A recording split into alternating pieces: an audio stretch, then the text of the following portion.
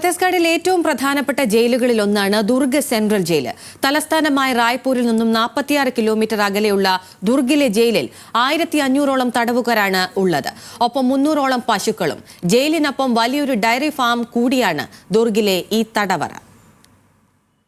വനിതാ ജയിലും പുരുഷ ജയിലും ഇതേ കോമ്പൗണ്ടിലാണ് സ്ഥിതി ചെയ്യുന്നത്. ഒരു ഭാഗത്ത് 1200 പുരുഷ തടവുകാരും 200-ൽ താഴെ വനിതാ തടവുകാരുമാണ് ഉള്ളത്. ഇതിൽ 800-ലേറെ പേരും മാവോയിസ്റ്റുകളാണ്. ഇവിടെ വലിയൊരു കന്നുകാലി വളർത്തു കേന്ദ്രം കൂടിയുണ്ട്. 250-ലധികം കറവ പശുക്കളും പശുക്കുട്ടികളും ഈ കേന്ദ്രത്തിലുണ്ട്. തടവുകാർക്കാണ് ഇതിന്റെ പരിപാലന ചുമതല.